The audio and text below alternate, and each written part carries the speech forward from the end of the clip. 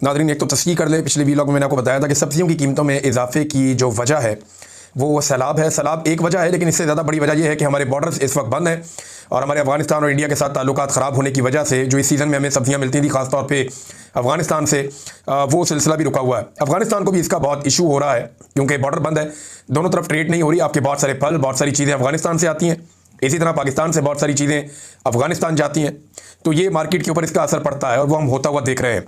लिहाजा एक छोटी सी तस्हीर थी, वो मैंने आपके सामने रख दी। पहली खबर ये है कि इमरान खान साहब को जो ऑफर की गई है अभी, उसकी असल कहानी सामने आना शुरू हो गई है।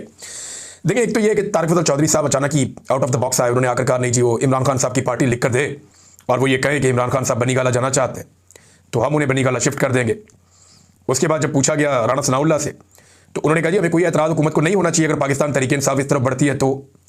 अब जो एस्टेब्लिशमेंट है उसके पास इस हवाले से कोई खबर नहीं है, कोई चीज़ नहीं है। तो मामला क्या है? मामला यह है कि इमरान खान साहब को ये ऑफर कोई संजीदगी से नहीं दी गई, लेकिन ये इस बात को इन्होंने कंफर्म कर दिया कि पहले भी ये ऑफर दी गई थी और अब एस्टेब्लिशमेंट के साथ होने वाले मुज़ाकरात की एक कहानी शेर अफजल मरवत साहब ने भी सुनाई है। मैं ये सारी चीज़ें आपके सामने रखता हूँ, लेकिन अभी ये ऑफर क्यों है ये ज़रा समझ लें। मौजूदा हुकूमत को पूरी कोशिश करने के बावजूद इमरान खान साहब के बयानिए का कोई तोड़ मिला नहीं। ज़मीन आसमान एक कर लिया, सारा कुछ करके देख लिया, इंडिया के साथ जंग हो गई, अफगानिस्तान के साथ जंग हो गई, सब कुछ करके देख लिया। अल्टीमेटली हर चीज़ के बाद इमरान खान साहब की मकबूलियत पहले से ज़्यादा हो जाती है। तो इमरान खान साहब की मकबूलियत ज़्यादा इसलिए है जो आम आदमी पाकिस्तान का बार बार कह रहा है कि वो हार नहीं मान रहा, वो शिकस्त तस्लीम नहीं कर रहा। इमरान खान डट कर खड़ा है, वो जेल काट रहा है लेकिन अपने लिए कुछ नहीं मांग रहा। वो कहता है मुल्क के लिए बात करनी है जिसने, वो आकर बात कर लो। अब यहां से इमरान खान साहब लीड ले जाता है नवाज शरीफ से और शहबाज शरीफ से और बाकी लोगों से, जरदारी से, बहुत सारे और सियासतदान। में किस किस का नाम लूं, शर्मिंदा नहीं करना चाहिए ये, क्योंकि बड़े बड़े नाम है इसलिए मैं ले लेता हूं हर दफ़ा। ये अस्पतालों में चले जाते थे, बैरून मुल्क इलाज के लिए चले जाते थे, लेकिन इमरान खान साहब नहीं जा रहे। अब यहां मामला फंसा हुआ है, तो इन्हें कोई कागज चाहिए ऐसा जिसको ये लाकर दिखाएं। देखें जी, इमरान खान तो कहता है मुझे बनीगाला जाने दो, ये देखें जी उसकी पार्टी उसके बगैर तो सांस नहीं लेती, उसकी मर्जी के बगैर। ये कैसे इमरान खान के लिए रिलीफ मांग रहे हैं? फिर दें या ना दें, इमरान खान को गंदा करने का एक मौका इनको मिलेगा। और देखें, इमरान खान को जब बनीगाला जाना होगा ना तो वो फिर हुकूमत से बात नहीं करेगा, वो इमरान खान को जो लोग ऑफर करते हैं वो उन्हीं से बात करेगा।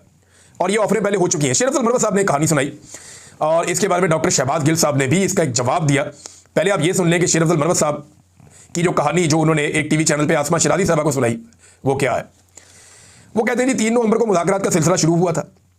4 रुकनी कमेटी थी, अली अमीन गंडापुर, बैरिस्टर गौहर, मोहसिन नकवी और राणा सनाउल्लाह। ये 2 पॉलिटिकल लोग इधर के थे, 2 पॉलिटिकल लोग उधर के थे। बाद में एक मौके पर मैं भी शामिल हो गया। अच्छा, खुद को भी बीच में रख लिया शेर अफजल मरवत साहब ने। तो हुकूमत, एस्टेब्लिशमेंट और पीटीआई के दरमियान कुछ चीज़ें तय हो गई जिनमें इमरान खान की रिहाई भी शामिल थी।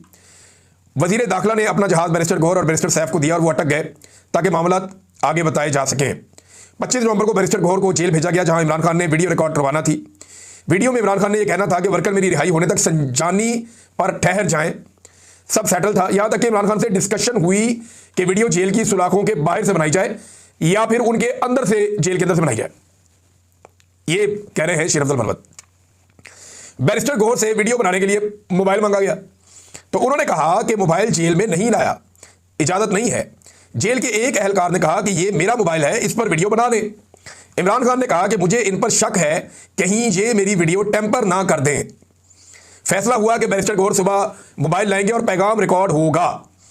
और फिर इसी रात को रेंजर वाला वाकया हो गया। रियासत के इस वक्त तक कोई अज़ाइम नहीं थे जब तक कि रेंजर वाला वाकया नहीं हुआ। रियासत किसी किस्म का तसादुम नहीं चाहती थी, इसलिए हर किस्म की कंप्रोमाइज़ पर आ चुकी थी, मगर वाकये के बाद सब खत्म हो गया। ये डील थी, इसके तहत सुबह इमरान खान की रिहाई होनी थी। अच्छा जी, ये कह रहे हैं शेर अफजल मरवत साहब। इसमें लॉजिकली 1-2 चीज़ें मिसिंग है। एक तो रेंजर्स वाला वाकया सारी दुनिया जानती है और पाकिस्तान की एस्टेब्लिशमेंट उसी वक्त से ये जानती थी कि वो वाकया पाकिस्तान तहरीक इंसाफ ने नहीं किया। वो रेंजर्स के जवान एक जगह से निकले और वो जिस तरह वो हादसा हुआ वो बंदा भी पकड़ा गया और उसका पाकिस्तान तहरीक इंसाफ से कोई ताल्लुक भी नहीं था। एक तो ये लॉजिकल नहीं लगता मरवत साहब की बात। और दूसरा, मरवत साहब उसके अंदर शामिल हो गए मुज़ाकरात में, वो कैसे? अब गिल साहब का जवाब दें। गिल साहब क्योंकि इन सारी चीज़ों का हिस्सा थे, शहबाज गिल साहब, और वो पाकिस्तान तहरीक इंसाफ के एक इंपॉर्टेंट आदमी है। इमरान खान साहब के साथ रहे वो इतने साल तक, और इमरान खान साहब ने उन पर इतना एतबार किया कि बहुत सारे लोगों पर नहीं किया जब वो इक़्तिदार में थे। तो शहबाज गिल साहब जो है वो जितना जानते हैं चीज़ों को कम लोग जानते हैं, और इनसाइड भी वो बहुत ज़्यादा जानते हैं, और आजकल उनकी ज़रूरत भी है क्योंकि वो एक वीलॉग करते हैं और उस वीलॉग के जरिए से वो अपनी आवाज़ उठाते हैं या अपनी पार्टी की आवाज़ उठाते हैं, तो उनको ज़्यादा इंफॉर्मेशन भी चाहिए होती है। अब वो ये कह रहे हैं कि झूठ बोल रहा है टाउट, ये सब चौधरी और कंपनी का धोखा था और ये इसमें एक टाउट का काम सरंजाम दे रहा था। खान ने आगे से लित्तर उतार लिया था, जिसके बाद ये जेल के दरवाजे से वापस भाग गया था। अंदर जाने की जरूरत नहीं हुई थी। जिस एक नशिस्त की बात कर रहा है ये तो अंदर नहीं गया था, अच्छा, उस एक जो बातचीत हुई थी उसमें तो ये गया ही नहीं था। ये अब बता रहे हैं कि ये शेर अफजल मरवत का कोई ताल्लुक नहीं, और वो कहते हैं झूठ बोल रहा है, इमरान खान ने ऐसा कोई मुआहदा तस्लीम नहीं किया था। अब नाज़रीन, मैं आपको एक और चीज़ दिखाता हूँ। इमरान खान साहब जेल में कौन सी, क्योंकि इमरान खान साहब की बात हो रही है तो ये देखें जेल में वो किताबें कौन सी पढ़ रहे हैं। ये जो किताबें इमरान खान साहब जेल में पढ़ रहे हैं, इनके नाम आप देख लें, ये सारी तस्वीरें आपके सामने हैं। इमरान खान साहब ये जो एक पाकिस्तान के हवाले से अल्लामा इकबाल के Iqbal and Pakistan movement of truth, ये किताब है। Explaining Islam's mysterious imperial agenda, ये भी एक किताब है। और रोज़े के ऊपर किताब है। फिर कुरान करीम के ऊपर एक किताब है। फिर जेरूसलम इन द कुरान, ये किताब जो है ये इमरान हुसैन साहब की किताब है। इमरान हुसैन साहब एक बड़े शानदार स्कॉलर हैं, इनकी 82-83 ईयर्स एज है। मुझे इनका पहली मरतबा तारुफ करवाया और यह मकबूल जान साहब ने। उन्होंने कहा इनको सुने या इनको पढ़े तो आपको पता चलेगा कि इस्लाम के बारे में इनके कैसे शानदार नज़रियात हैं। तो यहाँ कई किताबें ऐसी हैं इमरान खान साहब की किताबों की तस्वीरों में, जो आर्या मकबूल जान साहब ने शेयर की हैं, जो इमरान एन हुसैन साहब ने लिखी हैं। इमरान नज़र हुसैन इनका एक्चुअल नाम है। ये फ़िरका परस्ती के सख्त खिलाफ है। ये कहते हैं ना मैं सुन्नी हूँ, ना देवबंदी हूँ, ना वाबी हूँ, मेरा कोई किसी फ़िरके से कोई ताल्लुक नहीं है। फिर ये सूफीज़म के बड़े मोतरफ हैं और बड़े शानदार मजहबी स्कॉलर हैं। लिहाजा इनकी किताबें भी इमरान खान साहब पढ़ रहे हैं। तो ये किताबें पढ़ने के हवाले से और ये मकबूल जान साहब कह रहे हैं कि अगर इमरान खान साहब ने सिर्फ इन किताबों का ही मुताला कर लिया तो वो अब इस्लामी इनकलाब का सबसे बड़ा अलमबरदार होगा। देखिए, इमरान खान साहब कोई एक तरह की किताबें तो पढ़ नहीं रहे, वो अब तक इतनी किताबें पढ़ चुके हैं जितनी किताबों के किसी को नाम भी शायद याद ना हो। जेल के अंदर उन्हें जितना मौका मिलता है वो उतनी किताबें पढ़ते हैं। बाद में उनकी किताबें खत्म हो जाती हैं तो वो किताबें दोबारा पढ़ना शुरू हो जाते हैं। उनके पढ़ने की रफ्तार भी तेज़ है इमरान खान साहब की। लिहाजा वो हर तरह की किताबें पढ़ के अपने इस टाइम को ज़ाया करने की बजाय बहुत सारा नॉलेज गेन कर रहे हैं, जो हमेशा काम आता है। इंसान किसी भी उम्र में हो, किसी भी स्टेज पे हो, जो इल्म को हासिल करता है वो उसके काम ही आता है। नाज़रीन, आसिम मुनीर साहब गए हैं मिस्र के दौरे पर, इजिप्ट, और मिस्र के दौरे पर वो तशरीफ़ ले गए। उस हवाले से खबरें बहुत सारी आई हुई हैं, वो खबरें मैं आपके सामने रखता हूँ। लेकिन क्योंकि अब्राहम अकॉर्ड का आजकल बहुत बात हो रही है कि अब्राहम अकॉर्ड क्या है, एक्चुअली तो ये इसराइल को तस्लीम करना है। ताहिर अशरफी साहब एक इंटरव्यू दे रहे थे, वो ये कह रहे थे कि अब्राहम अकॉर्ड का मतलब इसराइल को तस्लीम करना नहीं है। हालांकि इससे पहले यूएई ने और बहरीन ने जब दस्तखत किए इसी अकॉर्ड पे तो उन्होंने इसराइल को तस्लीम कर लिया इसी के तहत। तो फिर अब वो कैसे कह सकते हैं ताहिर अशरफी साहब कि इसका मतलब इसराइल को तस्लीम करना नहीं है। दूसरा, ताहिर अशरफी साहब कहते हैं कि इसके अंदर कुछ तरमीम होनी चाहिए, उसके बाद इसको अगर दस्तखत कर दिए जाए तो वो कोई बुराई नहीं है। साथ उन्होंने कहा 57 इस्लामी ममालिक में से सिर्फ 3 ने अब्राहम अकॉर्ड पर दस्तखत किए हैं। तो मैं बता दूं कि 32 ममालिक पहले ही इसराइल को तस्लीम कर चुके हैं। इनमें तुर्की भी है और दीगर ममालिक भी हैं। फिर उन्होंने कहा जी कि यह हमारी कामयाबी है कि 169 ममालिक ने फ़लस्तीनी रियासत को तस्लीम कर लिया है। ये वो अपनी कामयाबी करार दे रहे थे। देखें, ये किसी मुसलमान मुल्कों ने जोर नहीं लगाया, ये आलमी सतह पे हमने कोई आवाज़ नहीं उठाई जितनी आवाज़ मगरबी ममालिक ने उठाई है। ये मगरबी ममालिक के अंदर जो उनकी अवाम है उनका बढ़ता हुआ प्रेशर है। फ़लस्तीनियों की कुर्बानी की वजह से आज बहुत सारे मुल्कों ने फ़लस्तीन को रियासत के तौर पर तस्लीम किया है। जो उनके वहाँ बच्चों की शहादतें हुई हैं और जो इसराइल ने बमबारी की है उसके रद्द-ए-अमल के तौर पे कई मगरबी ममालिक ने इसराइल को तस्लीम किया। और वो वजह उन्होंने बताई, उनके अपने मुल्कों के अंदर लाखों लोग बाहर निकले, उन्होंने एहतजाज किया। पाकिस्तान की तरह नहीं है कि जो निकला इसराइल के खिलाफ या बमबारी के खिलाफ या फ़लस्तीनियों की रियासत के हक़ में तो उसके ऊपर गोलियां चला दी गई, ऐसा नहीं हुआ। वहाँ पे उन्होंने बर्दाश्त किया, बल्कि आवाम की राय को समझा और उसके बाद उन्होंने तस्लीम किया। तो ताहिर अशरफी साहब ये अपने खाते में डाल रहे थे। लेकिन उन्होंने एक बात की है कि तुर्की की मिसाल देते हुए कि तुर्की इसराइल के साथ तजारत करता है और उन्होंने कहा जी ये कोई मज़ायका नहीं है, आप बातचीत कर सकते हैं, आप ताल्लुकात रख सकते हैं, यानी इस किस्म की बातें उन्होंने की हैं। तो ताहिर अशरफी साहब इशारे दे रहे हैं और ये आपको पता है कि सरकारी मुल्ला हैं सबसे बड़े। अब अगर ये कह रहे हैं तो फिर इसका मतलब है कि काम होने वाला है या करीब है या हो गया है। आसिम मुनीर साहब गए मिस्र में, उन्होंने दौरा किया, पाकिस्तान के फील्ड मार्शल आसिम मुनीर साहब। वहाँ उन्होंने साबिक मिस्री डिक्टेटर अनवर अल सादात की कब्र पर हाज़िरी दी। अनवर सादात की कब्र पर उन्होंने फूल चढ़ाए, हाज़िरी दी, फातह ख्वानी की। ये कौन था आदमी? लेकिन मिस्र में ना डिक्टेटर रहे लंबे अरसे तक। वहाँ का जो तख्ता था वो उलट दिया गया हुकूमत का और फिर एक डिक्टेटर आया। उसके बाद जमाल अब्दुल नासिर गालिबन वो दूसरा डिक्टेटर आया। फिर तीसरा डिक्टेटर जो है वो ये अनवर सादात आया। लेकिन इस शख्स ने 17 सितंबर 1978 को इसराइल को तस्लीम करने के हवाले से जो कैंप डेविड का मुआहदा था उसके ऊपर दस्तखत किए थे। और जब इस शख्स ने दस्तखत किए थे ना, उस वक्त इसने कहा था कि आज मैंने अपनी मौत के परवाने पर दस्तखत कर दिए हैं। तो चंद चीज़ें आप याद रखिएगा। जब अनवर सादात ने ये दस्तखत किए थे कैंप डेविड मुआहदे पे और इसराइल को तस्लीम किया था बतौर मिस्र के सदर के, उस वक्त इसराइल का वज़ीर आज़म था मेनाहिम बिगन और अमरीकी सदर था जिमी कार्टर। तो इसराइली वज़ीर आज़म का और अनवर सादात का और जिमी कार्टर का इसमें बड़ा इंपॉर्टेंट रोल था। बाद में इस शख्स को कत्ल कर दिया गया और ये वजह भी यही बनी कि बहुत ज़्यादा रद्द-ए-अमल आ गया उनके मुल्क के अंदर। उन्होंने खुद कहा था कि आज मैंने अपनी मौत के परवाने पर दस्तखत कर दिया। अक्टूबर 1981 में मिस्री फ़ौज के ऑफिसर खालिद और उनके दूसरे 6 सिपाहियों ने इन्हें गोली मार दी और कत्ल कर दिया। और एक और इंपॉर्टेंट चीज़, उस दौर में भी नोबेल पीस प्राइज बीच में आया था। जब मिस्र के सदर अनवर सादात ने तस्लीम किया इसराइल को, तो मिस्र के सदर को और इसराइल के वज़ीर आज़म मेनाहिम बेगन को, दोनों को अवार्ड दिया गया, अमन का नोबेल इनाम इन दोनों को मिला। जिमी कार्टर ने ये नाम नहीं लिया। आज भी यानी मामला उधर ही खड़े हैं, इसराइल को तस्लीम करने की बातें हो रही हैं। सदर ट्रंप कह रहे हैं कि इस साल के आखिर तक मैं उम्मीद करता हूं कि सऊदी अरब तस्लीम कर लेगा। सऊदी अरब ने किया तो फिर पाकिस्तान भी कर लेगा। ये तो फिर कोई कसर रह नहीं जाएगी। और पाकिस्तान के अंदर तो तैयारियां मुकम्मल हैं, जो मुझे दिखाई दे रहा है। लेकिन वहाँ पर और बहुत सारे डिक्टेटर्स हैं और बहुत सारे सदूर हैं जिनकी कब्रें हैं। जमाल अब्दुल नासिर की कब्र है, दीगर। और जमाल अब्दुल नासिर बहुत इंपॉर्टेंट आदमी थे, क्योंकि इन्होंने 1948 में भी इसराइल के खिलाफ जंग लड़ी थी। इन्होंने 1967 में भी, जब पाकिस्तानी एयरफोर्स ने भी मिलकर मिस्र के साथ ये लड़ाई की थी, तब भी उन्होंने जंग लड़ी थी। पाकिस्तान के नुक्ता नज़र से डिक्टेटर जमाल अब्दुल नासिर ज़्यादा इंपॉर्टेंट थे। लेकिन क्योंकि अब एक तनकीद इसलिए हो रही है इस दौरे में, ख़ास तौर पर इस कब्र पर हाजिरी के हवाले से, कि ये जो डिक्टेटर था मखसूस अनवर सादात, इसने इसराइल को तस्लीम किया था। जमाल अब्दुल नासिर वो भी एक डिक्टेटर था, लेकिन उसने इसराइल को तस्लीम नहीं किया था।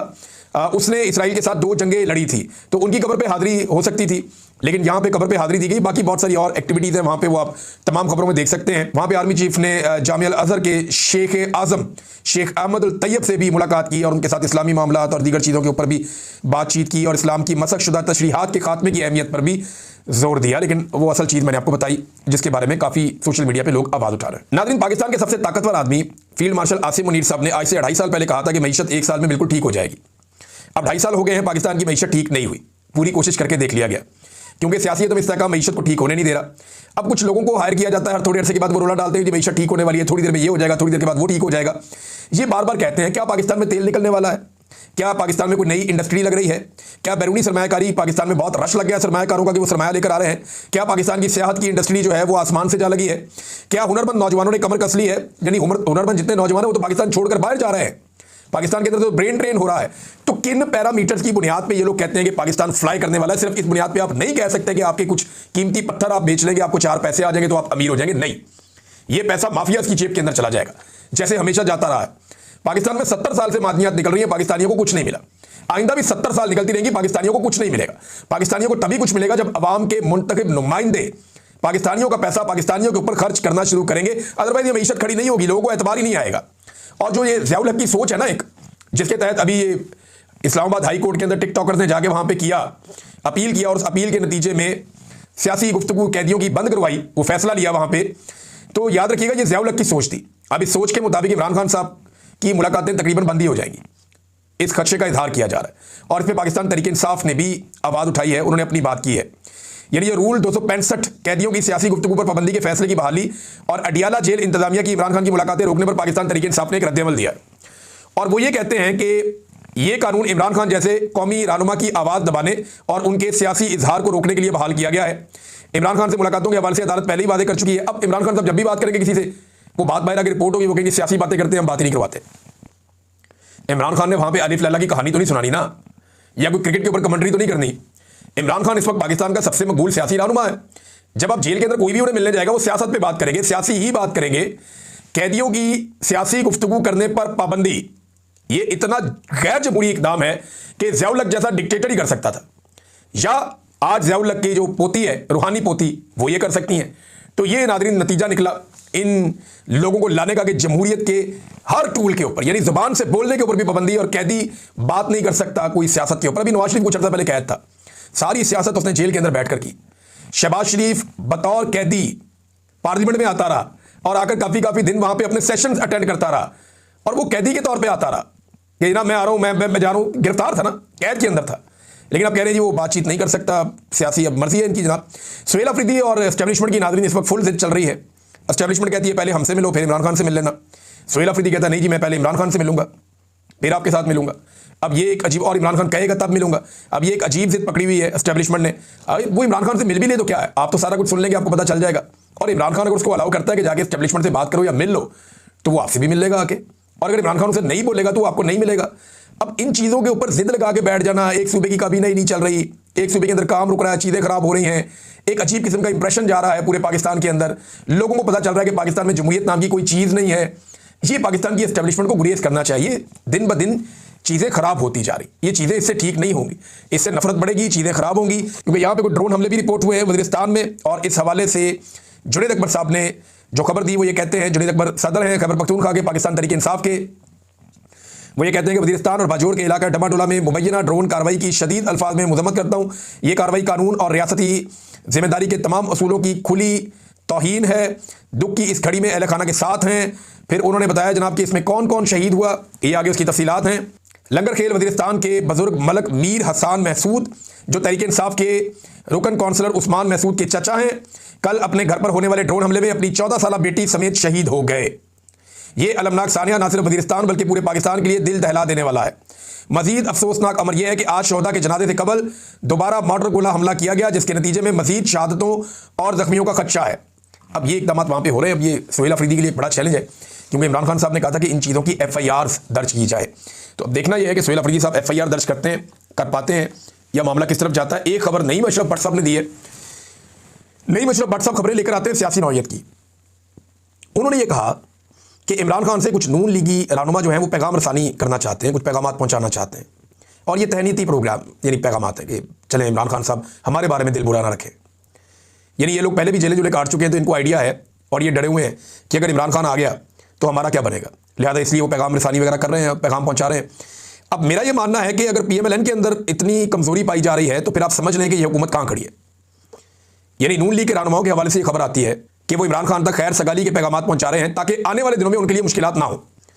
तो नून लीग के दिमाग में भी ये बात बैठी हुई है कि जिस वक्त एस्टेब्लिशमेंट बीच में से निकली या अवाम ने एस्टेब्लिशमेंट को बीच में से निकाल दिया, उस वक्त पाकिस्तान पे इमरान खान साहब राज करेंगे, उनकी हुकूमत आ जाएगी। और इमरान खान के आने की सूरत में उनके साथ क्या होगा वो उस बात से पहले से ही डर रहे हैं। मुझे नहीं लगता इमरान खान कोई बदला लेंगे, और लेना भी नहीं चाहिए। ये सियासी उसूल के खिलाफ है। जिन चीज़ों के आप खिलाफ हैं, जो जुल्म और बर्बरियत आपके साथ हो, वो अगर आप करें ना तो ज़्यादा बड़ी ज़्यादती होती है। यानी नवाज शरीफ साहब कहते हैं मैंने बड़ा जुल्म बर्दाश्त किया, तो अब उनकी हुकूमत है और शदीद तरीन जुल्म उनकी हुकूमत में हो रहा है। इसका मतलब नवाज शरीफ साहब ने कुछ नहीं सीखा। तो मुझे नहीं लगता कि इमरान खान साहब जो है उनकी सीखने की सलाहियत इतनी ख़राब है जितनी नवाज शरीफ साहब की है।